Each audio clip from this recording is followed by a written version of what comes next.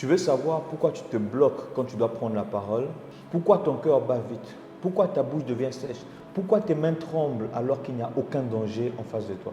Ce n'est pas parce que tu es faible, ou encore parce que tu n'es pas prêt, ou encore moins parce que tu manques de courage.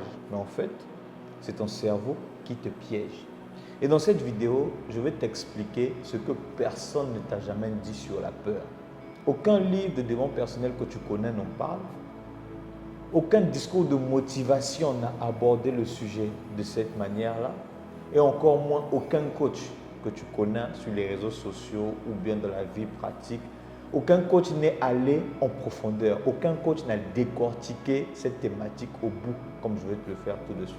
Tu vas comprendre ce qui se passe dans ta tête lorsque la peur arrive et surtout, comment est-ce que tu peux faire pour reprendre le contrôle.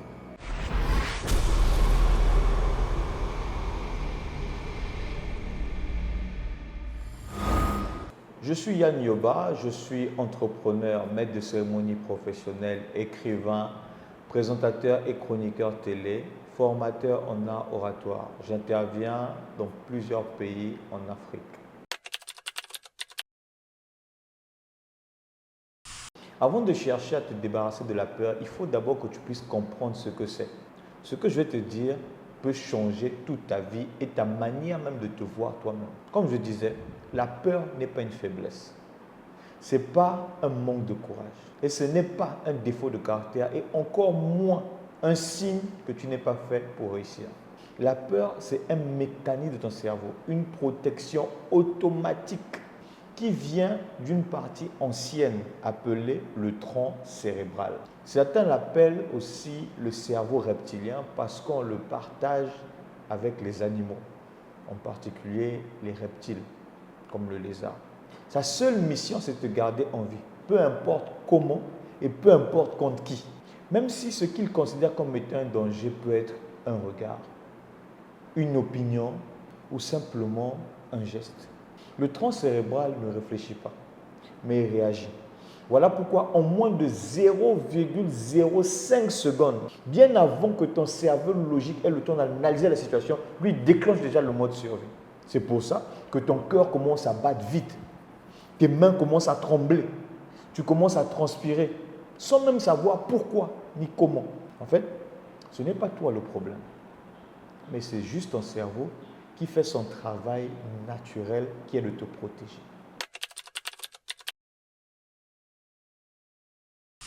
Le tronc cérébral, c'est la base de ton cerveau. Il est situé au-dessus de ta moelle épinière. Il fait le lien entre ton corps et le reste du cerveau et il gère ta survie au quotidien. En fait, dans ton évolution, la toute première partie de ton cerveau à être formée, c'est le tronc cérébral. Il contrôle les fonctions vitales comme la respiration, le rythme cardiaque, la température, la vigilance. Et surtout, c'est lui qui déclenche tes réactions de survie face au danger sans demander même ton avis. Donc, ce qui fait que lorsqu'il détecte pour lui un danger, il réagit de 3 manières possibles. Numéro 1, il y a le combat. Tu te tends, tu te braques, tu deviens agressif, parfois contre toi-même. Et tu te mets à te critiquer, tu mets à t'auto-saboter, tu t'envoies des paroles négatives. Numéro 2, il y a la fuite. Tu veux partir, tu veux t'échapper. En fait, tu veux disparaître simplement. C'est là où tu entends, tu sors des phrases du genre, je pense que je ne vais pas arriver. Est-ce qu'on ne va pas annuler même ça? Est-ce que je n'ai pas inventé une raison pour pouvoir fuir? Numéro 3, il y a la paralysie. Tu te figes, tu perds tes moyens. Il y a un trou de mémoire. La bouche devient sèche. Il y a le silence total. Mais attention, le tronc cérébral ne réfléchit pas. Il ne fait qu'agir. Il ne fait que réagir. Il ne fait pas la différence entre un vrai danger, comme par exemple un lion ou un serpent, ou une situation qui est simplement stressante pour toi, comme parler devant un public, parler devant une foule. Pour lui, toute émotion forte égale à danger. Et tout danger égale à réaction de survie. C'est pour ça que tu peux trembler. C'est pour ça que la bouche devient sèche et tu es obligé de boire l'eau. Si tu n'as pas l'eau, tu es foutu. C'est pour ça que tu as le cœur qui bat fort, qui bat vite et tu as même l'impression que les gens autour de toi sont en train d'entendre ce qui se passe à l'intérieur de toi. C'est pour ça que tu peux bégayer et pourtant d'habitude tu ne bégayes pas. C'est pour ça que tu perds tes mots. C'est pour ça que tu perds le fil des idées. C'est pour ça que tu veux fuir, tu veux vite parler, te débarrasser et puis partir. En fait, ce n'est pas parce que tu es nul, garde ça en tête. Je répète, ce n'est pas parce que tu manques de confiance, non. Ce n'est pas parce que tu es faible, non. Mais c'est juste que ton tronc cérébral, il fait juste ton travail qui est de te garder en sécurité. Mais lui, ce qu'il ne sait pas, c'est que ce discours que tu veux faire, cette scène sur laquelle tu veux monter, ce projet que tu veux réaliser, pour toi, ça peut être une opportunité. Ça, il ne le sait pas. Parce que pour lui, c'est juste un danger. Donc, le travail que tu dois faire, c'est quoi? C'est que tu dois apprendre à parler le langage de ton cerveau. Parce que dès l'instant où tu vas parler le langage de ton cerveau, tu pourras facilement reprendre le contrôle. Ton cerveau a un langage.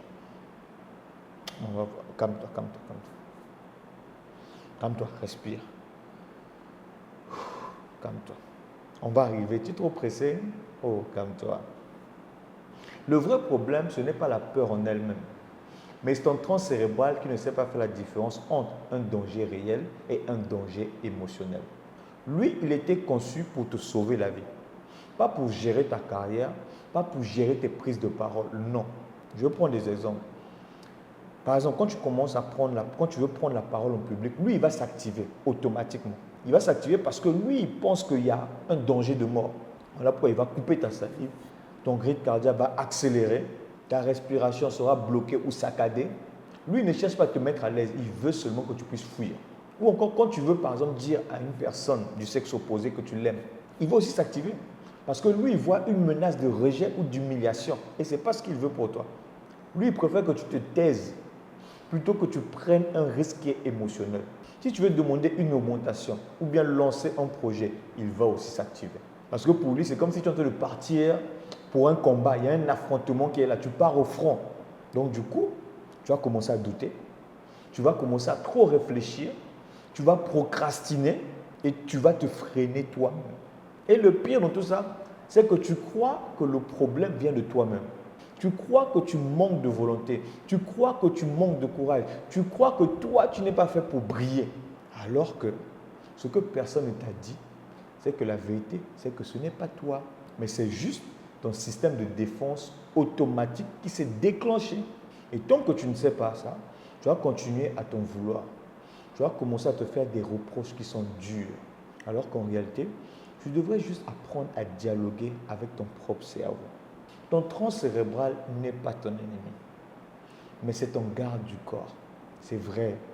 Lui aussi, il réagit trop fort. À la moindre alerte, il réagit comme si c'était un coup de feu que tu as entendu. C'est vrai, c'est normal. Mais c'est à toi de l'apaiser, c'est à toi de le comprendre et c'est à toi de le diriger, de le guider. Sinon, il va te limiter toute ta vie, même si lui, il cherche juste à te protéger.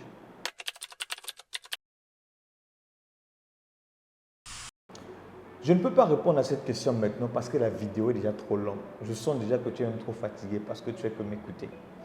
Tu es là assis devant ton téléphone, devant ton ordinateur. Tu es fatigué, non? Ou bien tu n'es pas fatigué? Ah, tu es fatigué, calme-toi, c'est bon. On va faire une autre vidéo. Et dans l'autre vidéo, je vais essentiellement parler de comment est-ce que tu peux faire pour reprendre le contrôle.